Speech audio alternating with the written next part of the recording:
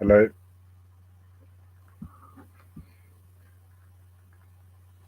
It's going to be difficult for the first minute or so to just get my words out at the moment as well. So I don't quite know how the quality is going to be, but it will be what it will be. Be beaten by is attempting to do and sort of regain some control over me. And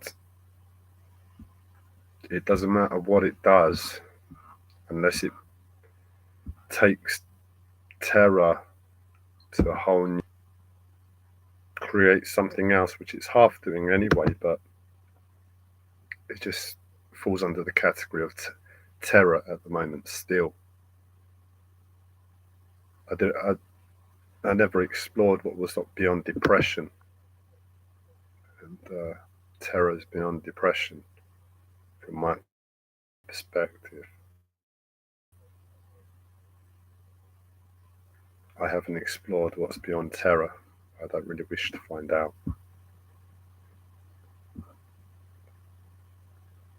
That where it's doing its best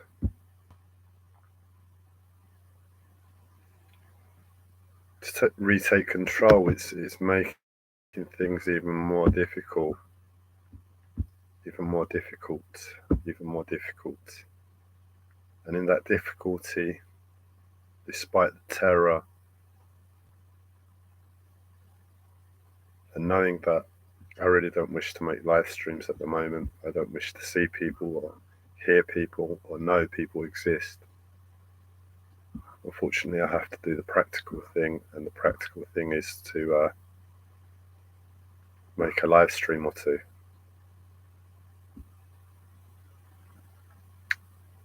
And I don't really, I have no desire to say a word. There's nothing I want to say unless it's all I want to do is harm people, not physically, but the way I've been harmed by the world. That's the natural response. So I'm not going to think about what I'm going to speak about, and the only thing that I can shed some words on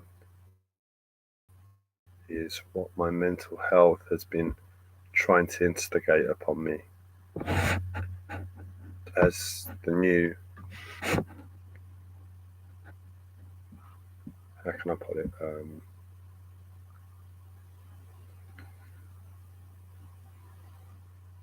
story. So my mental health creates stories on life, what's going on, and etc., etc. And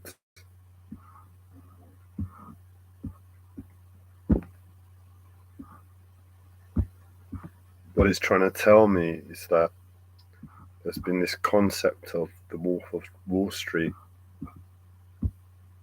from a spiritual perspective. So, in other words, the Wolf of Wall Street is a movie, and in reality, it sort of just ends there. But where the collective psychosis exists, I'm aware that for whatever reason it looks like from my perspective, you'll partake within different ideas on reality to likely cover up the pain. That's probably why my mental health does it to me. If there's any health, instead of telling me a different story about what's going on to ease the burden. And the Wolf of Wall Street is one narrative to the pain. Essentially, a man goes to work and uses every loophole within a corrupt system to achieve as much money as possible. And he then later on in the film does more wrongs, illegal activities. What he was doing in the first instance wasn't illegal. Could have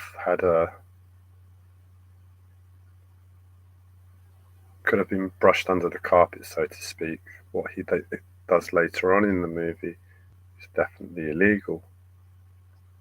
And he acquires a mass amount of wealth, and in the end he goes to prison. And what the movie shows, that's the most striking thing about all of the scenario, is this man who began with nothing other than the gift of the gab, went into work being Wall Street, acquired a mass amount of wealth pretty much from the beginning as a nobody. And the fact that he could acquire wealth got him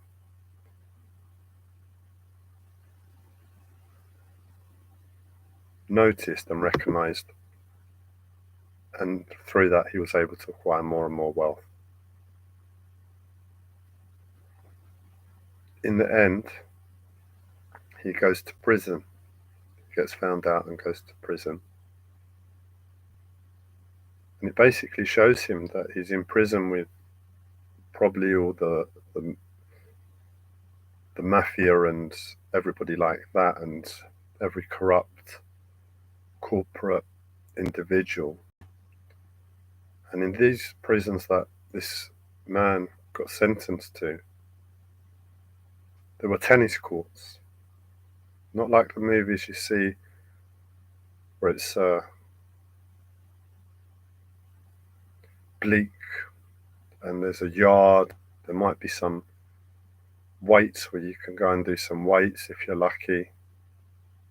No, there were tennis courts. There were certain luxuries because he managed to acquire a prison sentence, and his karmic balancing, he was allowed certain luxuries because the path that took him to being convicted was a path where he obtained luxuries. He was used to luxuries.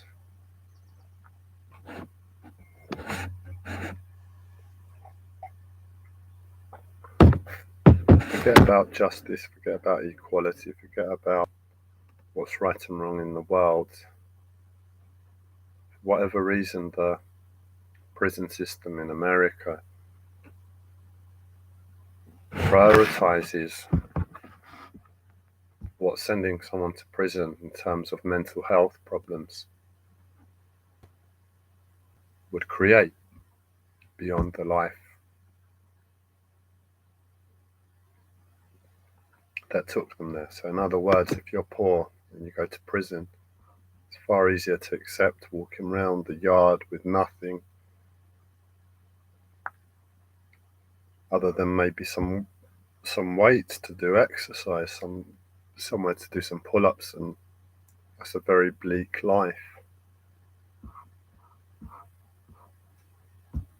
But if you're rich and you go into that environment, the breakdown I imagine you would have would be so severe. Not that it's not happened. I'm sure it has.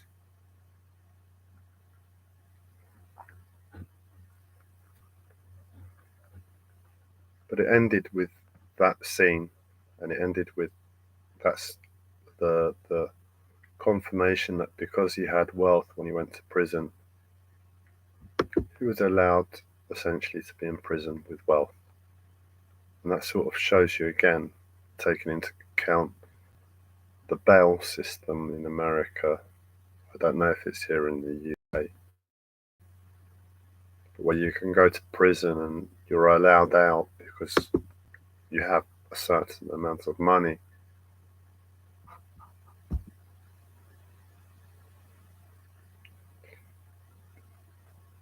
But on a spiritual perspective, what it's showing is a case of,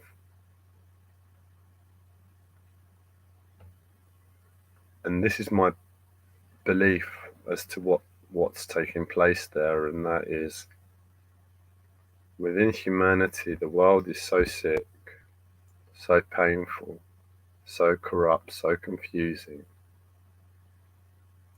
Unless you're born into a family that has held on to knowledge from the ancients, so we're talking about the Red Tribe, we're talking about the Aboriginal tribe, we're talking about some areas of the Black Tribe, but really in truth everybody else is devoid of wisdom, and we're born into this confusion.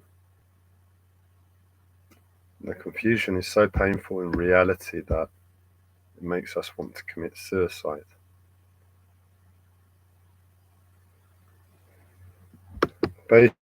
Basically, the theory goes that if not all of humanity, the vast majority of humanity are partaking within an unconscious death cult that we've all signed up for prior to coming into this world. Essentially, the pain of life gets to us at one point, and we'll take our lives. Within that act, spirituality saves us, or at least we think it saves us. The collective psychosis is what saves us, and it's not woo-woo spirituality, it's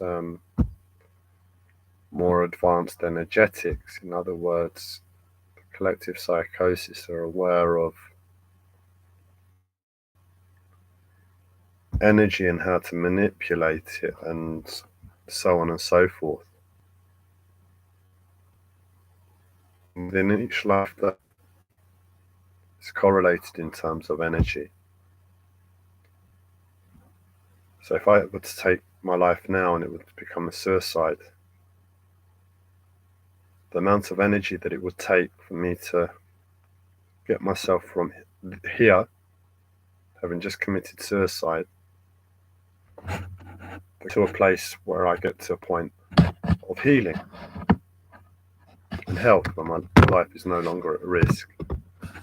But during that time of that repayment sort of thing, so we have, this is all unconscious during the process, but as we get extra energy because we have this external battery now,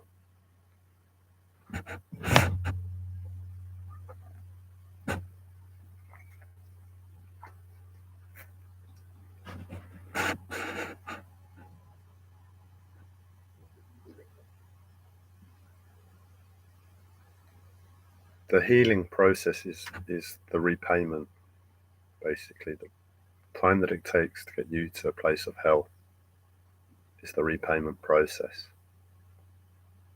But within that repayment process, the collective psychosis come on board to educate you in the ways of energy management, how the collective psychosis manage energy and consciousness and everything else.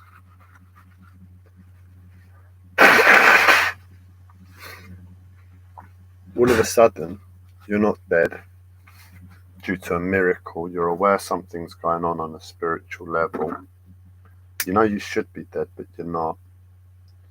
You start getting all of this information about how to manage energy and consciousness and everything else into your life without the true grounding to be able to do a thing with it. Because this world is the world, and because we're born into this world and we have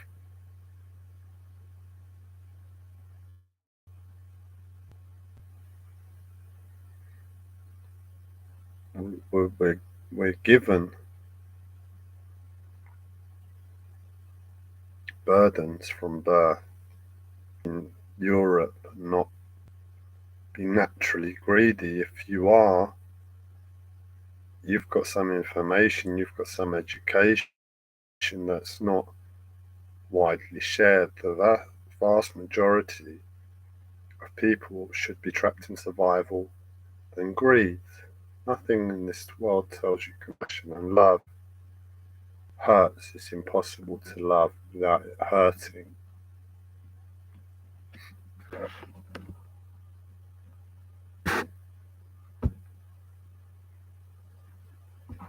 So that is the world. We're born into this world with burdens. And during that process of being given all of this information, how to become energetically and consciously rich through that repayment process towards healing, what happens is the world that has created us and created the fact that we ever contemplated suicide in the first place. We're perfect beings, why would we do that? If the world was perfect, why would we do that? What I understand is almost certain that happens within everybody's process of that repayment. It's that natural greed, that natural need for survival, safety, and everything else gets antagonized. And somebody wants to get this amount of energy more, and they want to get that consciousness more. And what it is, I don't know the reason why. Probably as a result of our broken minds, as a result of our lives. It's always external, and we tend to fight other people in that creation of energy and consciousness within our own lives. So it's like I've just gone on that repayment process. I'm starting to get all of this information, how to obtain energy and consciousness. And there's a million, billion different ways to do that. Obtain consciousness and energy. The fundamental truth is that we can create it in an instant with our minds. And anything else is just another way to do it. But we can just create it in an instant with our minds.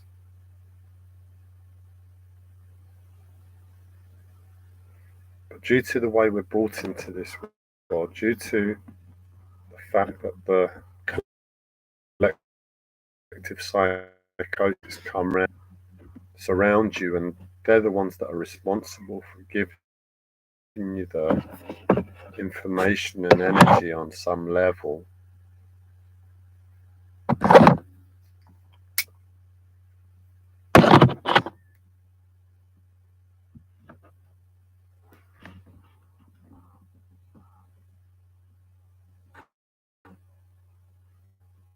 Energy and consciousness comes from other people. There's no way that we've done anything to deserve it.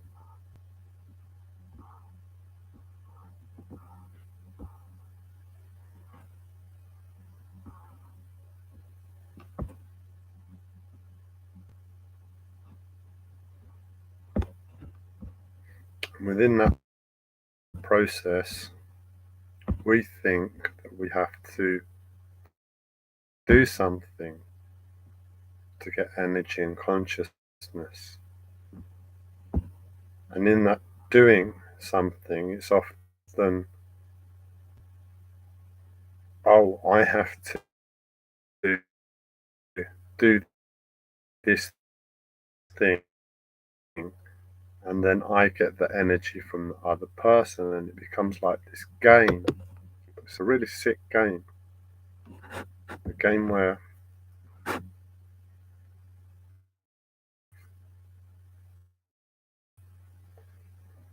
there's no winners. It's like dog eat dog. It's like a zombie movie. Everybody's dead. It's everybody out for themselves.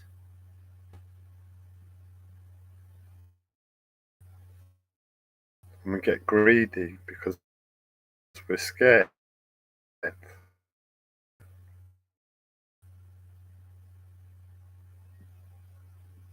we take and we take and we take.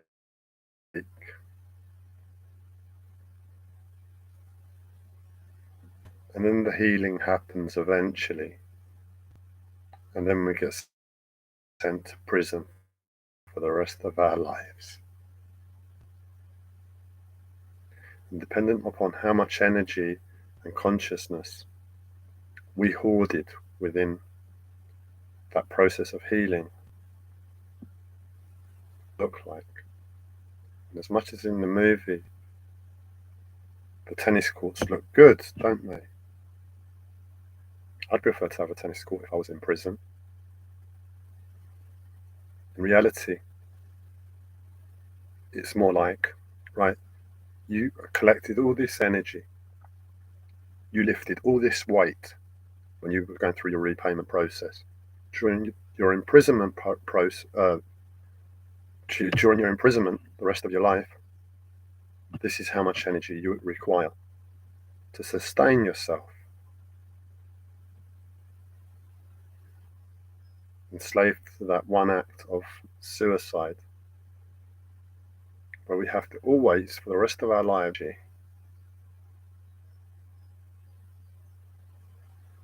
source that fight in people. We'll do it in a more ethical way in terms of nature and the planet. We're enslaved to the work for the sake of our lives. And that's why I say,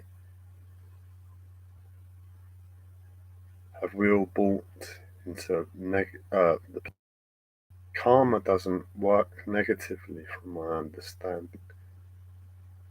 Karma is knowing that you're innocent and you've done your best, and then all of a sudden I've been woken up to spirituality and this concept of karma.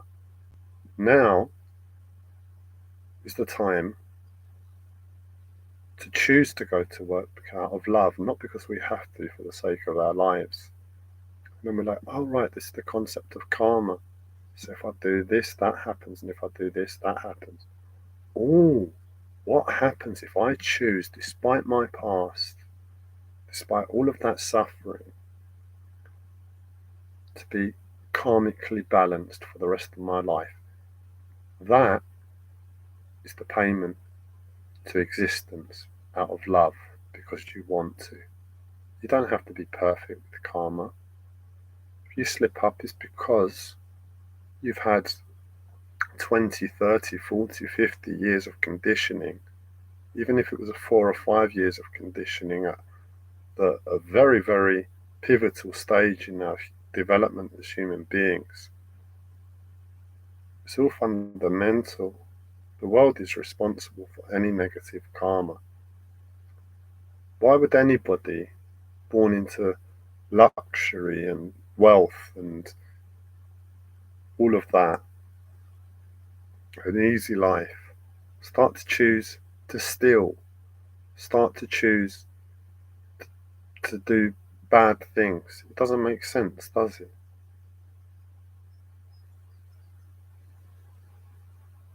In other words, the world is responsible. If you want to claim to be spirit and you chose to incarnate in this life at that place, at that time, then go ahead. Take responsibility for the world, but that is another choice.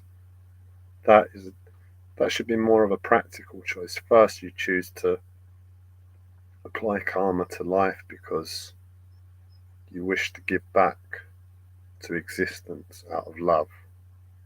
At the right time, on a practical level, we choose to acknowledge our spiritual heritage, our spirit, and we say, right, I claim my life. I'm able to claim my life. I'm able to say, I chose to incarnate there. I'm able to say that everything I experienced in my life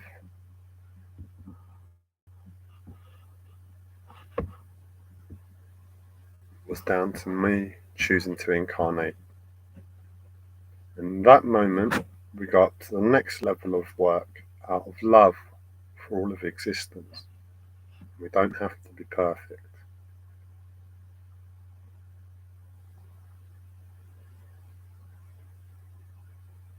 Where have we ever done anything wrong? If you've not understood the game of karma and you've rushed and you've claimed to be spirit because your life hurts, that's okay, but then just realize and say, well, actually, you know what? I'm going to kill myself and end up creating more karma if I take that perception at this moment in life. It's just not practical. What am I doing that? Just be patient for the right time in your life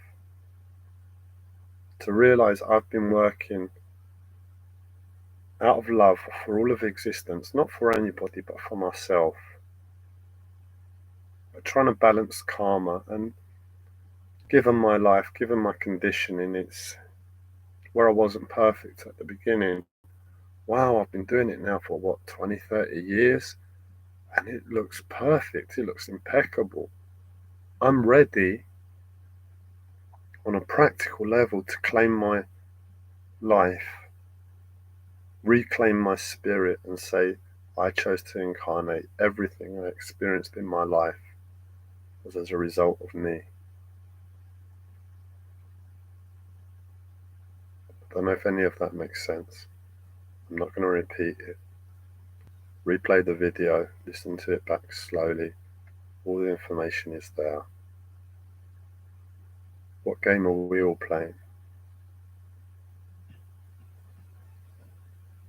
Karma is a choice. Karma is a path on a spiritual journey. For me, it doesn't make sense to pay attention to karma. I just know the concept. Before that, I know just be a good fucking person, innit? Where possible. And be honest with your life. I'm in terror right now. What the fucking point is there for me to think about fucking karma for? I'm in terror. Let the world calm down. Let my life go back to some normality, and I'll go to work. Can you go to work when you're in terror? No. It's impossible, isn't it? You take a break, you get a sick note, you stay at home, you get your mind together, you get your body together, your senses, and then you go back to work.